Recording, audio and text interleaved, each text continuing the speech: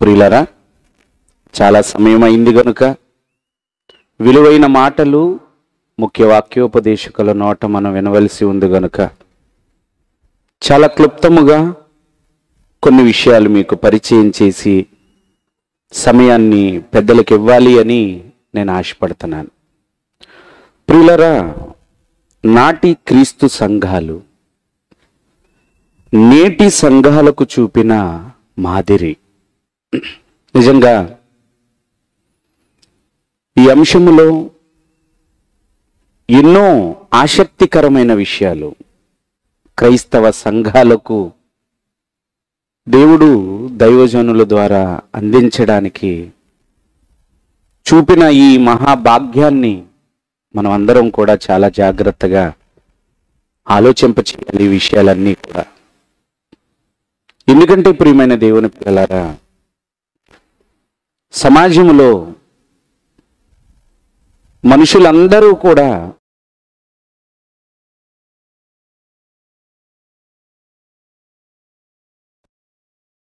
ఎవరో ఒకరిని మాదిరిగా పెట్టుకొనక తప్పదు.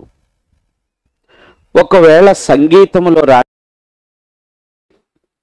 సంగీతములో గొప్పవాళ్ళైన వారిని మాదిరిగా పెట్టుకోవాలి. ఒకవేళ యాక్టింగ్లో అభివృద్ధి చెందాలి, ఉన్నత శిఖరాలకు వెళ్ళాలి అంటే దానికి సంబంధించిన వారిని మాదిరిగా పెట్టుకోవాలి. ఇలా మనం ఆలోచిస్తే ఎన్ని రంగాలైతే ఉన్నాయో అన్ని రంగాలలో కూడా ఎవరైనా ఒకరు అభివృద్ధిని సాధించాలి అని ఆశపడినట్లయితే ఖచ్చితంగా ఎవరో ఒకరిని ఆదర్శంగా, మార్గదర్శకులుగా, మాదిరిగా పెట్టుకొనక తప్పదు. మరి ఈ లోకంలో మనిషి శరీర సంబంధమైన ఏ విషయంలోనైనా ఎదగాలి అనుకున్నది అది కొంతకాలం, తాత్కాలికమైనది. కేవలం 60-70 సంవత్సరాలు మాత్రమే ఈ లోకంలో ఉండే ఈ చిన్న జీవితం కొరకే ఈ ప్రయాసంతా మనం పడుతూ ఉంటాం. కానీ సంఘము అనేది ఆధ్యాత్మికమైన జీవితానికి సంబంధించినది. సంఘము అనేది మనిషి పరలోక ప్రయాణానికి చాలా అవసరమైనది. ఈరోజు అలాంటి సంఘము విషయంలో, సంఘం అనగానే చాలా మందికి చాలా చులకన, చాలా తేలిక.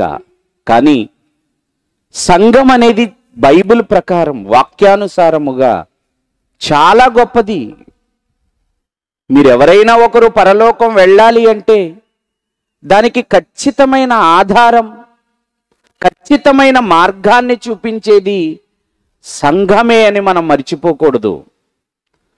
పరలోక రాజ్యపు తాళపు చెవులు సంఘానికి ఉన్నాయి కనుక ప్రియమైన దేవుని పిల్లలారా, సంఘం అనగానే ఇదేదో కుల సంఘమో రాజకీయ సంఘమో అది కాదు. ఇది చాలా ఉన్నతమైనది, ప్రత్యేకమైనది. ఈ సంఘ స్థాపన కొరకు, ఈ సంఘ నిర్మాణం కొరకు ఈరోజు చాలా సంఘాలు సమాజంలో కనబడుతున్నాయి. కులాల పేరట, వర్గాల పేరట, ప్రాంతాల పేరట మనకు కనబడుతున్నాయి. అవన్నీ మానవుని మదిలో నుండి పుట్టిన సంఘాలు. అవన్నీ వాటికున్న కట్టుబాట్లు మానవుని మెదడులోంచి పుట్టినవి. కానీ ఇదిగో జీవము కలిగిన ఒప్పుకుంటున్నామే, అది సామాన్యముగా పుట్టినది కాదు. ఒక మానవుని ఆలోచనలో నుండి పుట్టినది కాదు. దేవుడు తన స్వరక్తమిచ్చి సంపాదించిన సంఘం. సంఘా స్థాపన కొరకు రక్తాన్ని పెట్టవలసి వచ్చింది. ఏమండి, రక్తం ఒలికించి సంఘాన్ని సంపాదించవలసి వచ్చింది. క్రీస్తు రక్తముతో కొనబడినదే ఈ సంఘం. క్రీస్తు రక్తముతో కడగబడినదే ఈ సంఘం. చాలా ఉన్నతమైన విలువలతో కూడినది సంఘం. చాలా ప్రత్యేకతలు కలిగినది సంఘం. చాలా వైభవం కలిగినది సంఘం. కానీ అలాంటి సంఘాలు నేటి సమాజములో భ్రష్టు పట్టుకుపోయాయండి. క్రీస్తు సంఘాలు కాస్త కుల సంఘాలుగా మారిపోయాయండి, వర్గాలుగా మారిపోయాయండి, ప్రాంతీయ తత్వంతో మారిపోయింది. ప్రియమైన దేవుని పిల్లలారా, ఇవి నేను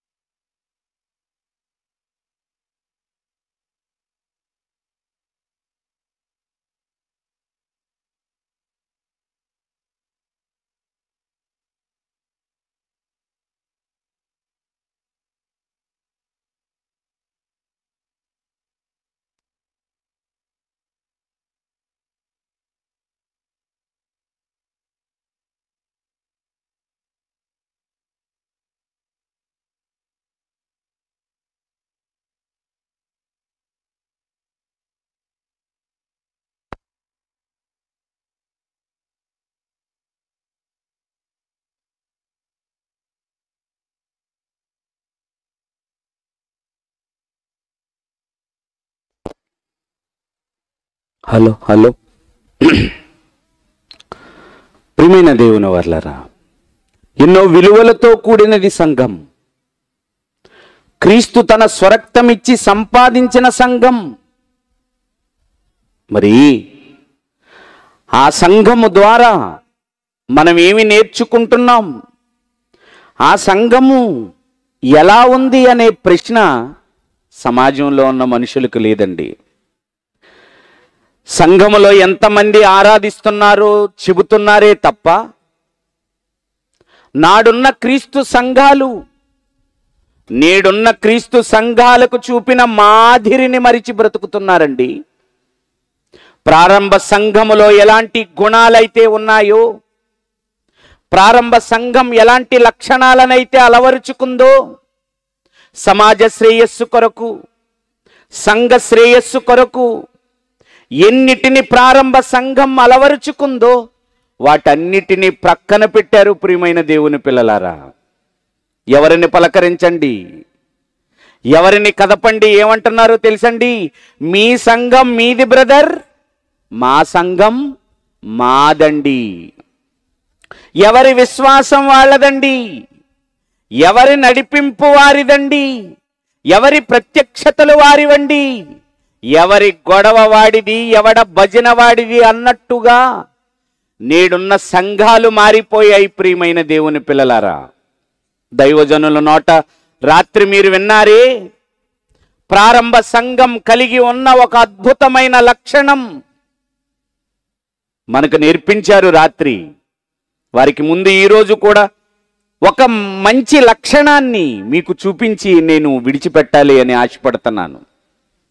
రాత్రి మనం విన్నట్టుగా ప్రియమైన దేవుని పిల్లలారా, పౌలు గారు ప్రసంగం చెయ్యగానే ఆ రోజు ఇంచుమించు 3000 మంది బాప్తిస్మము తీసుకున్నట్టుగా, ఆ బాప్తిస్మము తీసుకున్న వారు సంఘముగా పరిగణించబడినట్టుగా రాత్రి మనం లేఖనాలలో విన్నాం. మంచిది. ఆ సంఘం, ప్రారంభ సంఘం, యెరూషలేములో ఉన్న ప్రారంభ సంఘం ప్రియులరా చాలా తొందరగా విస్తరించింది, అభివృద్ధి చెందింది, ఆశీర్వదించబడింది. అనేకులకు ఒక గొప్ప వెలుగుగా, వేడుకగా మారిపోయింది. ప్రియమైన దేవుని పిల్లలారా, ప్రారంభ సంఘం. నిజంగా మరొక్కసారి మనం ఆ మాటలు త్వరగా గుర్తు చేసుకుని ముందుకు వెళ్ళిపోదాం. అపోస్తలుల కార్యములు 2వ అధ్యాయము 41వ వచనాన్ని చదువుకుందాం. అపోస్తుల కార్యములు 2వ అధ్యాయము 41వ వచనం. కాబట్టి అతని వాక్యము అంగీకరించిన వారు బాప్తిస్మము పొందిరి. ఆ దినమందు ఇంచుమించు 3,000 మంది చేర్చబడిరి. 3,000 మంది చేర్చబడిరి. ఎక్కడా? సంఘములో. నాటి సంఘములో ప్రారంభ సంఖ్య. ప్రారంభ సంఘములో ప్రారంభ సంఖ్య ఎంతో తెలుసండి? 3,000 మంది చేర్చబడ్డారటండి. 3,000 మంది సంఘముగా పిలువబడ్డారటండి. ఆ ప్రక్కధ్యాయానికి వెళితే 4వ అధ్యాయము అపోస్తుల కార్యములు 4వ అధ్యాయము 4వ వచనాన్ని చదువుకుందాం ప్రియమైన దేవుని వారలారా. అపోస్తుల కార్యములు 4వ అధ్యాయము 4వ వచనం. వాక్యము వినిన వారిలో అనేకులు నమ్మిరి. వారిలో పురుషుల సంఖ్య ఇంచుమించు 5,000 మంది ఆయను. 3,000లో ప్రారంభమైన సంఖ్య అమాయానికి వచ్చేసరికి ఎన్ని వేల మంది అయిపోయారటండి? 5,000 మంది అయిపోయారు. సంఘం చాలా బాగా విస్తరిస్తుంది, చాలా బాగా అభివృద్ధి చెందుతుంది. నేడున్న సంఘాలలో కూడా సంఘాన్ని స్థాపించినప్పుడు, సంఘాన్ని ప్రారంభించినప్పుడు అనేకులు అదే కోరుకుంటారు. మా సంఘం అభివృద్ధి పదం వైపు నడవాలి, మా సంఘం విస్తరించాలి, మా సంఘానికి పట్టరాజాలనంత మంది ప్రజలు రావాలి అని కోరుకుంటారు. మంచిది, మనకు కోరిక ఉండడం తప్పు కాదు, మన సేవ అభివృద్ధి పరచబడాలనుకోవటం తప్పు కాదు. కానీ అది అభివృద్ధి పరచబడడానికి, అది విస్తరించబడడానికి కొన్ని ప్రామాణికమైన సూత్రాలు పెట్టాడు. 3,000 మంది సంఘములో చేర్చబడ్డారు. ఆ 3,000 మంది కలిసి దేవునిలో కొనసాగుతుంటే ఆ సంఖ్య ఒక్కసారిగా 5,000కు దాటిపోయింది. ఇప్పుడు మరొక్కసారి 6వ అధ్యాయానికి వెళ్ళిపోదాం. 6వ అధ్యాయం అపోస్తుల కార్యములు 1వ వచనాన్ని చదువుకుందాం ప్రియమైన దేవుని పిల్లలారా. ఆ దినములలో శిష్యుల సంఖ్య, అబ్బో, సంఘం ఎలా విస్తరించిపోతుందండి? ఏ సంఘం ఇది? ఏ సంఘం ఇది? నాటి సంఘం. నేడు విస్తరించాలనుకుంటున్న సంఘాలకు మాదిరి. మనకి ఏమొద్దు, మనకి బైబిల్లో ఉన్న సంఘాలు కానీ, బైబిల్లో ఉన్న భక్తులు కానీ, బైబిల్లో ఉన్న భక్తుల జీవిత చరిత్రలు కానీ ఇవేవి మనకి మాదిరి వద్దు. పేర్లు పెట్టేసుకుంటారు సంఘంలో. ఏమంటారు? ఏమండి, ఆయన ఎవరు అనుకుంటున్నారు? మంచి ప్రార్థనా పరుడండి అంటారు. అవునా? ఎవరు పెట్టారు బాబు ఈయనకి పేరు? బ్రదర్, ఆయన ఎవరు అనుకుంటున్నారు? పౌలు గారు లాంటోడండి. అయ్యి బాబోయ్, ఎవరట? పౌలే. ఈయనెవరు? అయ్యో, ఇంకా మనం పేర్లు పెట్టేసుకోవాలంటే మనకంటే గొప్ప ఉత్తముడు మరొకడు ఉండడండి. ఇక్కడ ఏమంటున్నాడో తెలుసండి? ఇక్కడ ఏం జరిగిందో తెలుసండి? ఆ దినములలో శిష్యుల సంఖ్య ఇక లెక్క పెట్టడానికి వీలు లేదటండి. లెక్కించడానికి వీలు లేనంత మంది ప్రజలు సంఘములోనికి చేర్చబడిపోతున్నారు. వారితో కలిసిపోతున్నారు, వాళ్ళ దగ్గరికి వచ్చేస్తున్నారు, బాప్తిసం తీసుకుంటున్నారు, ప్రభువుని స్వీకరిస్తున్నారు, సంఘములో చేర్చబడిపోతున్నారు. ఇది ప్రారంభ సంఘములో జరుగుతున్న ఒక గొప్ప కార్యం. విస్తరణ, అభివృద్ధి ఎలాగ సాధ్యమయ్యింది? ఇది ఏం జరుగుంటది అక్కడ? అదంతా మనకు అనవసరం అండి. ఈరోజు కూడా సంఘాలను అభివృద్ధి పరుచుకునే పనిలో ఉన్నారు చాలామంది. ఏదో డీమార్ట్కి వెళితేనో, ఏమండి ఏదన్నా వస్త్ర ప్రపంచానికి వెళితేనో ఒకటి కొంటే రెండు ఉచితమని, చావండి బయట మనం ఎక్కడన్నా ఒక డ్రింక్ బాటిల్ కొనాలంటే 100 రూపాయలు తీసుకుంటారు. అదే డీమార్ట్లో ఎక్కడైనా కొంటే ఎంత తీసుకుంటారు? ఇప్పుడు క్యూ పెట్టేస్తూ ఉంటారు అన్నమాట ప్రజలు. ఎందుకంటే వాళ్ళ యొక్క వ్యాపారాన్ని అభివృద్ధి పరుచుకోవాలి. ఎవరు ఇవ్వలేని ఆఫర్లు ఇవ్వాలి. ఎవరు ఇవ్వలేనంత ప్రజలకు ఉపయోగకరముగా ఆఫర్లతోటి వారి వ్యాపార సంస్థలను నడిపించుకుంటున్నారు చాలామంది. లలితా జ్యువెలర్, ఆయన వ్యాపార అభివృద్ధి కొరకు ఆయన ఏం మాట్లాడతారో తెలుసా? డబ్బులు ఎవరికి ఊరికే రావు. మా దగ్గర ఏంటో తెలుసా? నువ్వు 10 షాపులు తిరుగు, ముందు మా షాపుకి రా. మా షాపు దగ్గర నువ్వు ఏ నగ కొనాలనుకుంటున్నావో దానికి బిల్లు వేయించుకో. ఆ బిల్లును పట్టుకుని 10 షాపులు నువ్వు తిరుగు. నేను వేసిన బిల్లు కంటే తక్కువ ధర ఎవడైనా ఇస్తే వాడి దగ్గర కొనేసుకో.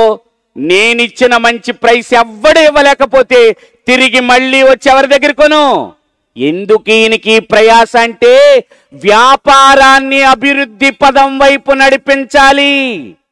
అందుకు వ్యాపారస్తులందరికంటే ఎత్తులకు పై ఎత్తులు వేస్తున్నాడు. ఏదో రకంగా తన సంస్థను ప్రజల మధ్య సొసైటీలో ఒక మంచి వ్యాపారవేత్తగా నిలబడాలనుకుంటున్నాడండి. ఆఫర్లు ఇచ్చి నేడున్న సంఘాలు, నాడున్న క్రీస్తు సంఘాలను మాదిరిగా తీసుకోవడం మానేసి సంఘాలు కూడా ఆఫర్లు ప్రకటిస్తున్నాయండోయ్. ఆఫర్ నెంబర్ 1, మా సంఘానికి ఎంతమంది వస్తారో తెలుసా? 1,00,000 మంది వస్తారు. అంటే ఇప్పుడు వాక్యం వినడానికి వెళ్ళి పనికిమాలినోడు ఇప్పుడు ఎందుకు వెళ్తాడు? 1,00,000 మంది వస్తారటండి. కన్నుల పండుగగా ఉంటుందండి. ఒక్కసారైనా జీవితంలో చూసి రావాలండి అంటాడు ఒకడు. ఇంకో ఆఫర్ ఏంటో చెప్పమంటారా? మా చర్చికి మీరు వచ్చారనుకోండి, కళ్యాణ మండపం ఫ్రీ. మా చర్చికి మీరు వచ్చారనుకోండి, మీరు చచ్చిపోయినప్పుడు సమాధి పెట్టి ఫ్రీ. ఇందుకు గాను మీరేం చేయాలో తెలుసా? మీరు సంఘ సభ్యత్వము పొందాలి అంటే మాకు కొంత రుసుము చెల్లించాలి. అప్పుడు నీకు ఒక కార్డు ఇస్తాడు. నువ్వు గీకటమే ప్రతి వారం. ఎక్కడికి వెళ్ళి హాజరేయించుకోవాలి నువ్వు. నాకు తెలిసిన ఒక సహోదరుడు ఉన్నాడండి. వాళ్ళ తాతగారు చనిపోయారండి. చనిపోగానే ఫోన్ చేసిరట. ఎక్కడికి? ఆఫర్ ఇచ్చిన సంఘానికి. అయ్యా మా తాతగారు చచ్చిపోయారు, సమాధి పెట్టి తెల్లగుడ్డ, వ్యాను, పాస్టర్ గారు, గొయ్యి తీయటానికి మనుషులు అందరినీ పంపేయండి అన్నాడట.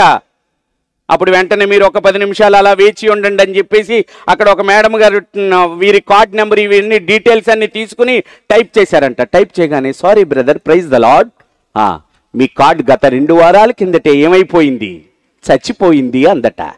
ఇటు సభ్యత్వాలా ఏమండి? అప్పుడు ఏం చేయాలి? ఇప్పుడు ముందేమో బాగుందని 10,000 కట్టే సభ్యత్వం పొందేశాడు. విస్తరణిది. ఒకడంటాడు పాలకొల దగ్గర ఎక్కడో ఉన్నాడట, నేను డైరెక్ట్గా దేవుడికే ఫోన్ చేసి మాట్లాడేస్తున్నాను, మీ సమస్య ఏదైనా పర్వాలేదు, ప్రతి వారం నా దగ్గరకు వచ్చేయండి, నేను దేవుడికి ఫోన్ చేసి మాట్లాడేస్తాను మీకోసం అనగానే ఈడి దగ్గరికి వెళ్ళిపోతున్నారట. ఈడి సంఘం ఎందుకు నిండుతుంది? వాడి సంఘం ఎందుకు నిండుతుంది? అసలు సంఘాలు ఎందుకు అభివృద్ధి పదం వైపు నడుస్తున్నాయి? స్కిట్లు, డ్యాన్సులు, అద్భుతమైన ఆరాధనలు, ఇదే కదా. అతి శీతలమైన వాతావరణంలో ప్రభువును ఆరాధించుకుందాం అంటాడు. అంటే ఇప్పుడు ఏసీ కొరకు వెళ్ళిపోతాడా చర్చికి? ఏంటి అభివృద్ధి? ఏంటి జనాలను పోగేసుకోవడం? అసలు ప్రారంభ సంఘం ఎలా వృద్ధిలోనికి వచ్చింది? అలా వృద్ధిలోనికి రావడానికి ఏం అవలంబించింది? ఏం అనుసరించింది? ఆ సంఘమే నేడున్న మన సంఘాలకు మాదిరి. ప్రియమైన దేవుని పిల్లలారా, ప్రారంభ సంఘములో లేని పద్ధతి, ప్రారంభ సంఘములో లేని ఆచరణ, ప్రారంభ సంఘములో లేని బోధ ఏదైనా నీ సంఘములో ఉంటే అది నాటి సంఘం, ప్రారంభ సంఘముతో కూడిన సంఘం కానే కాదు. ప్రియమైన దేవుని పిల్లలారా, వాక్యాన్ని వింటున్న మీరందరూ జాగ్రత్తగా వినాలి. దేవుడు ముందుగానే మనవి చేశాడు. మార్కు సువార్త 4వ అధ్యాయం 24వ వచనంలో ఒక గొప్ప హెచ్చరిక ఈ క్రైస్తవ ప్రపంచానికి చేశారు దేవుడు. ఏమని? మరియు ఆయన మీరేమి వినుచున్నారో జాగ్రత్త. ఈరోజు ఈ 2 రోజుల పాటు మీకు బోధిస్తున్న ఈ అంశం, ఈ మాటలు బైబిలుకు బైబిల్ సమాధానం బైబిల్ నుండే తప్ప బైబిల్ దాటి బోధించడానికి వీలు లేదు. ప్రియమైన దేవుని పిల్లలారా, కానీ ఒప్పుకోవటం కష్టం కదా, వినటం కష్టం కదా, ఆచరించటం కష్టం కదా. అందులోకి చెడును స్వీకరించినంత ఈజీగా మంచిని స్వీకరించాలి అంటే మనిషి మనస్సు సహకరించదు. చెడును నమ్మడానికి ఇష్టపడతాం, చెడు వైపు వెళ్ళిపోవడానికి ఇష్టపడతాం, చెడును ఆహ్వానించడానికి ఇష్టపడతాం. మంచిని ఆహ్వానించాలి అంటే మనిషి మనస్కరించలేడు. అయినా నువ్వు వినాలి ఈ సంగతులు, అయినా నువ్వు తేల్చుకోవాలి నీ సంఘాన్ని. నాడున్న సంఘములో జరిగినట్టుగానే నా సంఘం ఉందా? మనకు అవన్నీ ఎందుకండి? ఆధారం భోజనాలు ఎడుతున్నారో లేదో కావాలి, గొమ్మును ఎవరు వదిలేస్తారో వాళ్ళు కావాలి. మళ్ళీ మనకి ఎన్ని టర్మ్స్ అండ్ కండిషన్స్ అంటే మనకు ఆరాధనకు రావడానిక? అవునా? బేగా వెళ్ళాలి, త్వరగా వెళ్ళిపోవాలి, త్వరగా వచ్చేయాలి. అదేదో చర్చ్ ఉందట హైదరాబాద్లో. మీరు బైబిలు పాటల పుస్తకం కూడా పట్టుకెళ్ళక్కర్లేదట. బైబిలు పాటల పుస్తకం కూడా ఎక్కడుంటాయి తెలుసా? టేబుల్ మీదే ఉంటాయి. ఇప్పుడు ఈ దిక్కుమాలినోడు ఏమని చెప్తాడంటే మనకి, మా చర్చికి బైబిల్ కూడా అట్టుకెళ్ళక్కర్లేదు తెలుసా? ఏ సంఘం రా నీకు కావాలి? ఏ సంఘములోనూ సభ్యుడు? నాటి సంఘంలో ఉన్న ఆ సంఘములో ఉన్నవే నీ సంఘములో ఉన్నాయా? ఆలోచించాలి మీరు. ఈ రాత్రి మన విషయానికి మనం వెళ్ళిపోతూ ఉండాలి. ప్రారంభ సంఘం బహుగా విస్తరించింది, చాలా విస్తరణలోనికి వెళ్ళిపోయింది. ఎందుకు, ఎలా సాధ్యం? ఆలోచిద్దాం ప్రియమైన దేవుని పిల్లలారా. అపోస్తల కార్యములు 2వ అధ్యాయం 43వ వచనం నుంచి చదువుకుందాం ప్రియమైన దేవుని వారలారా. అప్పుడు ప్రతివానికిని భయము కలిగెను మరియు అనేక మహత్కార్యములను సూచక క్రియలను అపోస్తలుల ద్వారా జరిగెను. విశ్వసించిన వారందరూ ఏకముగా కూడి 3,000 మంది దగ్గరకు 5,000 మంది ఎలా వచ్చారు? 5,000 మంది దగ్గరకు అసలు లెక్కే పెట్టలేనంత సమూహంగా సంఘం ఎలా మారిపోయింది? ఆఫర్లు లేవిక్కడ, ఏసీలు లేవిక్కడ, కళ్యాణ మండపాలు ఫ్రీలు లేవిక్కడ. మా చర్చికి వస్తే మా చర్చి క్యాంపస్లోనే మెడికల్ షాప్ ఉంది, 10% డిస్కౌంట్. బిర్యానీ షాపులు కూడా ఉన్నాయంట. నేను మాట్లాడడం మొదలెడితే పెద్ద చెట్ట ఎప్పాలి ఇప్పుడు ఇక్కడ. ఆ చిట్ట అంతా ఇప్పితే ముఖ్య వాక్యోపదేశకులకి సమయం ఉండదు కనుక అవుట్లైన్లో వెళ్ళిపోతున్నాను. ఇటట ప్రారంభ సంఘం. నీ సంఘములో ఇది ఉందా? నాడున్న సంఘములో ఇది ఉంది. ఏమది? విశ్వసించిన వారందరూ ఏకముగా కూడి తమకు కలిగినదంతయు సమిష్టిగా ఉంచిరి. విశ్వసించిన వారందరూ ఏకం, ఒక్కటిగా ఉన్నారట. నాడున్న సంఘం నేడున్న మన సంఘాలకు నేర్పుతున్న పాఠం ఐకమత్యం. బాప్తీసం తీసుకున్న 3,000 మంది ఎలా ఉన్నారట? ఎవడ దారినాడు వెళ్ళిపోలేదట, ఎవడ మనసాడిది కాదట, ఎవడు ఉద్దేశం ఆడిది కాదట, ఎవడి పెత్తనవాడిది కాదట, అందరూ ఒక్కటేనట. 3,000 మంది కాదు కదా, 30 మంది కూడా ఉండరు. ఎన్ని గొడవలు అమ్మ బాబోయ్! ఆ రాజకీయంలో కూడా ఉండవు, అన్ని చక్రాలు తిప్పేస్తారు. ఎక్కడ? ఈ పక్కన వందనాలు అంటాడు, ఆ పక్కన పొల్లెట్టేస్తా ఉంటాడు. ఇది ఎక్కడ గొడవరా అసలా? నీ పొల్లలెత్తే బుద్ధి కోసమే కదరా యేసు మరణించి సిలువలో రక్తాన్ని కార్చి నిన్ను కడిగింది. మళ్ళీ అవన్నీ కొన్ని రోజులేనండి. బాప్తీసం తీసుకున్న అతి తక్కువ కాలం భక్తిగా ఉంటాడండి క్రైస్తవుడు. ఆ తర్వాత మొత్తం పెంటేనండి. విశ్వసించిన వారందరూ ఎలా ఉన్నారట? ఏకం. అపోస్తుల కార్యములు 4వ అధ్యాయం 32వ వచనం. అపోస్తుల కార్యములు 4వ అధ్యాయము 32వ వచనం. విశ్వసించిన వారందరూ ఏక హృదయమును ఏకాత్మయు గలవారయుండి ఎవడును, చాలండి, విశ్వసించిన వారందరూ ఏక హృదయమును ఒకే మనసట. ఎవరిది? నీ సంఘములో ఆ లక్షణం ఉందా? నాడున్న క్రీస్తు సంఘం, నాడు ప్రారంభించబడిన ప్రారంభ సంఘములో ఉన్న ఒక అద్భుతమైన లక్షణం ఏంటో తెలుసా? ఏక హృదయమును ఏకాత్మయు గలవారయుండి. ఒకటే మనసుతో ఉన్నారటండి, ఏక భావముతో ఉన్నారటండి, ఏక తాత్పర్యంతో ఉన్నారటండి. వారి మధ్య అసలు భేదమే లేదటండి. అది నేర్పించిందా ప్రారంభ సంఘం? అవును. నేడున్న సంఘాలు కూడా ఏకత్వాన్ని కలిగి ఉండాలి, ఏక హృదయాన్ని కలిగి ఉండాలి. విభిన్నమైన మనస్సులు సంఘములో కలిగి ఉండడానికి వీలు లేదు. ఆయనను ఆరాధించాలనుకున్న వాళ్ళు, ఆయన కొరకు బ్రతకాలి అనుకున్న వాళ్ళు ఎలా ఉండాలి? ఒక్కటిగా ఉండాలి. ఏది? ప్రపంచంలో సంఘం ఎక్కడ ఒక్కటిగా ఉంది? నేడున్న సంఘాలు లేదండి, లేదు. ప్రియమైన దేవుని పిల్లలారా, కొరింథీయులకు రాసిన మొదటి పత్రిక 1వ అధ్యాయము 10వ వచనం. కొరింథీయులకు రాసిన మొదటి పత్రిక 1వ అధ్యాయం 10వ వచనం. సహోదరులారా, మీరందరూ నీ మనస్సు ఒకటే కాదు, నీ నోటి మాట కూడా ఎలా ఉండాలి? ఏమంటున్నాడండి? సహోదరులారా, మీరందరూ ఏకభావముతో ఉంటామా? అలాగా ఉంటామండి? ఒక్కటే మాట మీద మనం ఉంటున్నామా? సంఘం అంతా ఒక మాట మీద నిలబడగలుగుతుందా? సంఘములో ఉన్నవాళ్ళు సంఘ కాపరి తీసుకున్న నిర్ణయానికి కట్టుబడి ఉంటారా? ప్రారంభ సంఘంలో ఎలా ఉన్నారట? సహోదరులారా, మీరందరూ ఏకభావముతో మాట్లాడవలెననియు, మీలో కక్షలు లేక ఏక మనస్సుతోనూ ఏక తాత్పర్యముతోనూ. అసలు సంఘములో ఏముండకూడదు? ఉన్నాయా లేవా? ఎంత ఖర్చు పెట్టారండి రామకృష్ణ గారు? ఎన్ని వేల రూపాయలు! ఏమండి, సౌండ్ పక్కన పెట్టండి, లైటింగ్ పక్కన పెట్టండి, ఈ గ్రౌండ్లో జరిగిన ఏర్పాట్లను పక్కన పెట్టండి.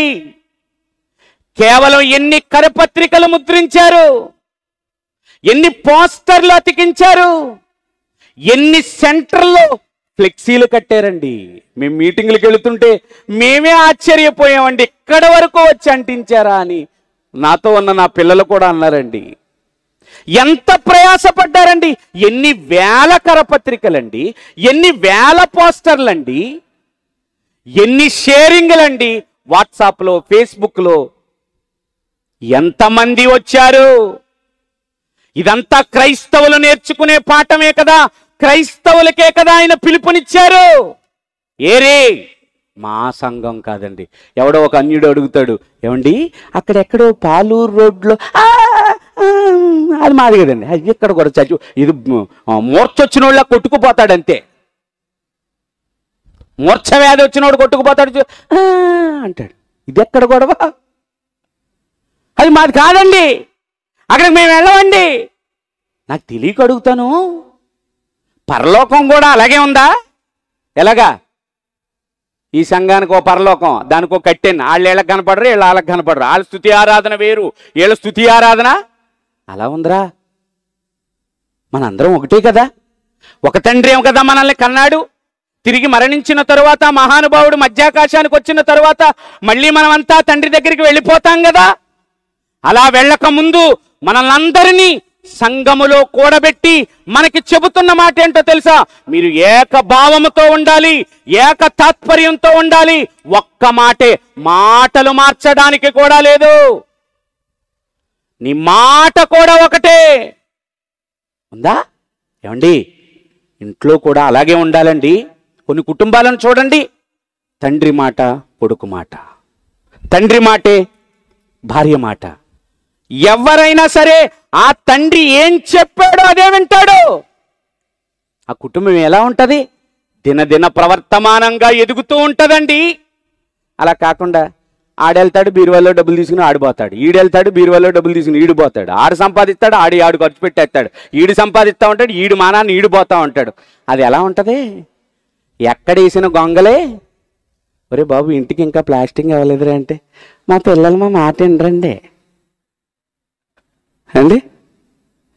అదే అందరూ సమిష్టిగా ఉంటే లోపము లేకుండా జరుగుతుంది కుటుంబం. ఆ కుటుంబము కంటే నీ జీవము కలిగిన దేవుని సంఘం, క్రీస్తు తన స్వరక్తం ఇచ్చి కొనుక్కున్న సంఘం చాలా గొప్పది. ఇది నీ పరలోక ప్రవేశానికి, ఈ పరలోకానికి చాలా అవసరమైనది. ఇది ఎలా ఉన్నారట? సహోదరులారా, మీరందరూ ఏకభావముతో మాట్లాడవలెననియు, మీలో కక్షలు లేక ఏక మనస్సుతోనూ ఏక తాత్పర్యముతోనూ మీరు సన్నద్ధులై ఉండవలెనని మన ప్రభువైన యేసుక్రీస్తు పేరట మిమ్మల్ని వేడుకుంటున్నాం, బతిమాలుకుంటున్నాం, అర్జిస్తున్నాం. కక్షలొద్దు, భేదాలొద్దు, మాటలలో తేడాలొద్దు. సంఘములో అందరం ఒకటే. ఎందుకో తెలుసా? మనమందరం తింటున్నది ఒక క్రీస్తు శరీరం, మనమందరం త్రాగుతున్నది ఒకే క్రీస్తు రక్తం. ఒక పాత్రలోనిదే మనం తింటున్నాం, ఒక పాత్రలోనే మనం త్రాగుతున్నాం. ఒక్క దానిలోనే మనం అనుభవిస్తున్నప్పుడు ఒక్కటిగా క్రైస్తవులు ఎందుకు ఉండలేకపోతున్నారండి? సంఘాలుగా విడిపోయారన్నది కాసేపు పక్కన పెడితే సంఘములోనే ముక్కలండి. అది పెంతుకొస్తూ, ఇది హెబ్రోను, అది ఇది అనుకునే కంటే ఒక్క సంఘములో కూడుకుంటున్న సభ్యులు కూడా ఒక్కలాగా ఉండలేకపోతున్నారు. ప్రియమైన దేవుని పిల్లలారా, అది ఎంత విచారకరమైన సంగతి! అది నీ తండ్రిని బాధ పెడుతున్నట్టు కాదా? ఆ తండ్రిని నువ్వు క్షోభ పెడుతున్నట్టు కాదా? మనం అందరం కలిసి ఉండాలి, ఒక్క మాట మీదే ఉండాలి, ఒక తాత్పర్యమే కలిగి ఉండాలి అని కదా ఆయన కుమారుణ్ణి లోకానికి పంపించింది. ఆయన రక్తాన్ని ధారపోసి కదా ఈ సంఘాన్ని కట్టింది. అలాంటి సంఘములో ఈ విచ్ఛిన్నమైన పరిస్థితులేంటి అంటే, మన సంఘం నాటి సంఘములో ఉన్న మాదిరి తత్వం మన దగ్గర లేదు. కానీ కలిగి ఉండాలి.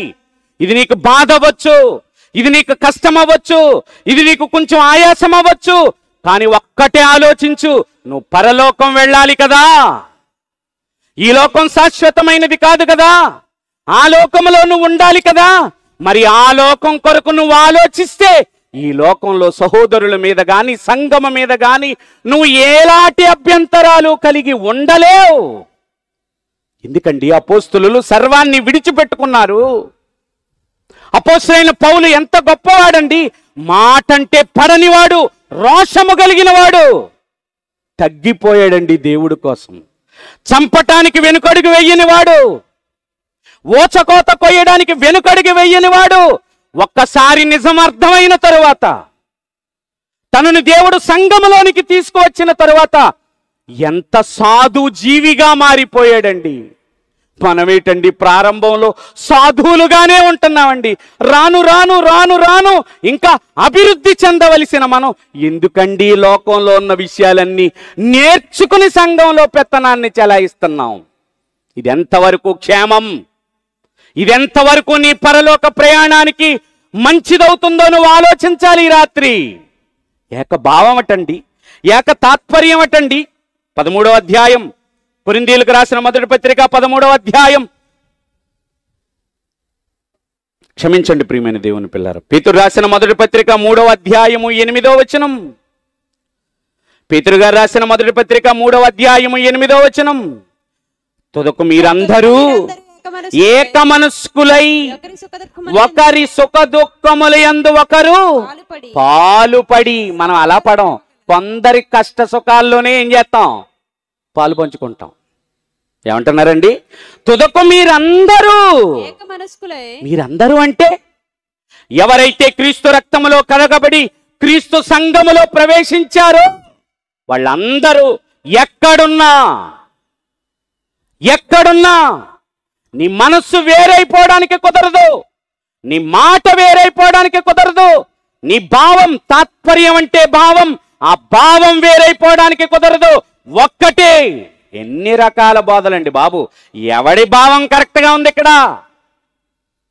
కానీ అపోస్తలులు ఏ బోధ చేసినా ఒకే తాత్పర్యం, ఒకటే బోధ. ఆ బోధ వినిన వారందరూ ఆశ్చర్యపోయారటండి. అయ్యో బాబోయ్, భూమిని తలకిరిందులు చేయువారు ఎక్కడికి? పేతురును కదిపిన అదే బోధ, స్టెఫెన్ గారిని కదిపిన అదే బోధ, పౌలు గారిని కదిపిన అదే బోధ, యోహాను గారిని కదిపిన అదే బోధ. ప్రారంభ సంఘం. నేడు ఎవరిని కదపండి, ఒక బోధ ఉండదు, రకరకాలైన బోధలు. నో, నాటి సంఘం, ఆ సంఘానికి పెద్దలైన వారు, ఆ సంఘానికి పెద్దలైన బోధకులైన వారు ఏకభావం, ఏక తాత్పర్యం, ఒకే మాట. అందుకేనండి వాళ్ళ బోధ కూడా ఒకటే గనుక సంఘాన్ని కూడా ఏకభావముతో ఉండేలాగా చేయగలిగారండి. ఈరోజు ఎందుకు చేయలేకపోతున్నామో తెలుసా? బోధలు మారిపోయాయి. యూట్యూబ్ నిండా ప్రసంగాలేనండి. ఈ మధ్య ఫ్యాషన్ ఏంటి? ఎవరితోనూ చక్కగా పలకరించుకుని మాట్లాడుకునే పరిస్థితులు లేవు. ప్రతి ఓడా సూపుడేలెట్టు తోసేయడమే దీన్నిలాగా. ఆడేం మాట్లాడాడు, ఈడేం మాట్లాడాడు, ఆడేం మాట్లాడాడు, ఈడేం. నువ్వు తగలడిపోతావు అన్ని మాటలుంటే. ఏదో పడవెక్కు, ఆ పడవ నిన్ను గమ్యానికి చేరుతుంది. ఆడెళ్తాడంటావా ముందు, ఈడెళ్తాడంటావా ముందు, ఆడి పడవ ఎలాగుంది, ఈడి పడవ ఎలా, మధ్యలో మునిగి చచ్చిపోతావు. వద్దు, ఒక దారి ఎంచుకున్నావు కదా, ఆ దారిలో ఉండు, తిన్నగా ఉండు. ఆ సంఘం సత్యానికి స్తంభమో, ఆ సంఘం నాటి సంఘానికి ఉన్న లక్షణాలు ఈ సంఘానికి ఉన్నాయో లేదో చూసుకో ఎప్పటికప్పుడు. ఆడి బాధ ఏంటి, ఈడి బాధ ఏంటి, నీకు పని కాదది. నిన్ను సంఘములో ఎందుకు ఉంచాడో తెలుసా? నిన్ను తీసుకెళ్ళడానికి. నువ్వు వెళ్ళాలి అంటే సంఘములో ఉండాలి. సంఘములో ఉన్న నువ్వు చూసుకోవలసిందేంటో తెలుసా? నా సంఘం, నాటి సంఘానికి ఉన్న పరిస్థితులు నా సంఘములో ఉన్నాయా? ఆ చెకప్ లేదండి ఎవరికైనా. వద్దు ప్రియమైన దేవుని పిల్లలారా, నేను కఠినంగా మాట్లాడుతున్నాను అనుకుంటావు, నేను మరో విధంగా మాట్లాడతాను అనుకుంటావు. నాలో ఏలాంటి ద్వేషమో కూడా లేదు. నిన్ను సంస్కరించమని దేవుడు చెప్పాడు, నీకు మంచి మాటలు తెలియచేయమని చెప్పాడు. తన గ్రంథంలో రాయబడిన ఏ మాట దాచుకోకుండా స్పష్టంగా చెప్పమని చెప్పాడు. నీ మెప్పు నాకొద్దు, నీ గౌరవం నాకొద్దు, మరలా నువ్వు నన్ను పిలవచ్చు పిలవకపోవచ్చు, అది నాకొద్దు. ఇప్పుడే నాకు ఆయుష్కాలాన్ని ఇచ్చాడు. ఏం చెప్పమన్నాడో అది నేను చెప్పి తీరాలి, లేకపోతే నన్ను నుంచోబెట్టేస్తాడట. ఎక్కడ? బోధకులైన మీరు. మరీ ఇది ఎక్కడ గొడవ? భూమి మీద ఏమో మాకు ఆరతలు పడుతుంటే అక్కడికి వెళ్ళిన తర్వాత తొక్క తీసి కూర్చోబెట్టేస్తాడట. అక్కడ చాలా జాగ్రత్తగా చేయాలి కదండి. అందుకేనండి మీ మన్ననల కోసం కాదు కానీ మిమ్మల్ని తిన్నని మార్గాన్ని నిలబెట్టాలన్నదే ఈ ప్రయత్నం. ప్రియమైన దేవుని పిల్లలారా, మరొకసారి చదువుకుంటే ఏమంటున్నారో తెలుసా? తుదకు మీరందరూ ఏక మనస్కులై. ఏ మనస్సు కావాలి? ఏక మనస్సు. సంఘము విస్తరించడానికి గల కారణం, సంఘం అభివృద్ధి పదం వైపు నడవడానికి కారణం, ఆ సంఘాన్ని చూసండి. ఏమంటే నిజంగా ఒక మాట మనం చదువుకుంటేనండి, ఒక మంచి మాట ఉంది, అది మనం మిస్ అయిపోయాం. అపోస్తుల కార్యములు 2వ అధ్యాయము 40 5వ వచనం నుంచి చదువుకుందామండి. ఇది యోగాక వారు తమ స్థిర ఆస్తులను అమ్మి అందరికి వారి వారి అక్కరల కొలది పంచిపెట్టిరి.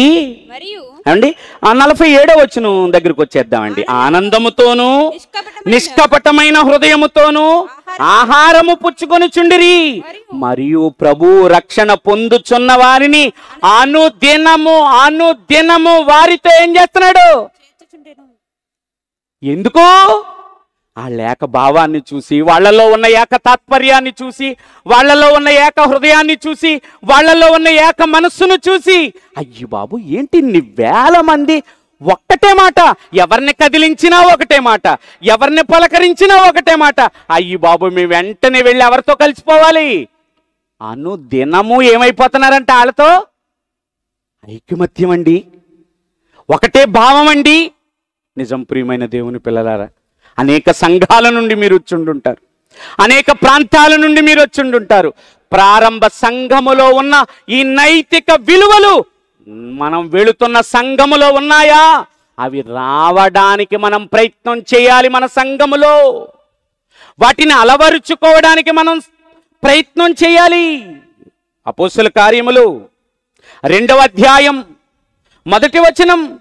అపోస్తల కార్యములు 2వ అధ్యాయము 1వ వచనం. ప్రియమైన దేవుని పిల్లలారా, పెంతెకొస్తను పండుగ దినము వచ్చినప్పుడు అందరూ ఒక చోట. అతిల్లో ఇంకెక్కడ ఎక్కడ సభలు జరగట్లేదు. ఒకవేళ సంఘంలో ఉన్న చిన్న చితక కూడికలు ఉన్న ఈ పాంప్లెట్ అందరికీ ఇచ్చారు కదా, ఆయన అన్ని సంఘాలకి పంపారు కదా. ఇప్పుడు ఈ వాక్యపు పండుగలు వచ్చాయి అనగానే సంఘం అంతా కూడా ఏం చేయాలి? మాట్లాడతలేదు. మీరు ఏమనుంది అక్కడ మనం చదువుకున్న దాంట్లో? పెంతెకొస్తను పండుగ దినము వచ్చినప్పుడు అందరూ ఒక చోట ఏం చేశారు? వాక్యం వినడానికి. ఇగో మరి 4 రోజుల పాటు వాక్యపు పండుగలు. అందరూ కూడుకుంటారా? అందరూ ఈ చోటికి వస్తారా? వారి పనులన్నీ వదులుకొని వస్తారా? రారు. వై? అది మా సంఘం కాదు, ఇది మీ సంఘం, అది మా సంఘం. వద్దు ప్రియమైన దేవుని పిల్లలారా, ప్రారంభ సంఘములో ఆ లక్షణం లేదు. ప్రారంభ సంఘములో అలాంటి పరిస్థితులు లేవు. అందుకే ఏమంటున్నాడో చూద్దాం. ఒక మంచి మాట చదువుకుని మనం వెళ్ళిపోదాం ప్రియమైన దేవుని పిల్లలారా. అపోస్తల కార్యములు 5వ అధ్యాయము. అపోస్తల కార్యములు 5వ అధ్యాయము 12వ వచనం చదువుకుని ముగించుకుందాం. ప్రజల మధ్య అనేకమైన సూచక క్రియలను మహత్కార్యములను అపోస్తల చేత చేయబడుచుండెను, మరియు వారందరూ ఏకమనస్కులై సొలొమోను మండపములో ఉండిరి. కూడుకున్నారు అందరూ ఒక చోట. అందరూ ఒక చోటకి చేర్చబడ్డారు. ఒక సంఘములో ఉన్న వాళ్ళే అందరూ చేర్చబడరు. అంటే రామకృష్ణ గారు నాకు ఫోన్ చేయలేదండి, మీకు చెప్పారా? మీకు చెప్తే మీరు వెళ్ళండి, నాకు చెప్పలేదు. ఏమో అస్తమానం ఫోన్ చేసేవాడు, ఈ మధ్య ఎందుకు చేయలేదో.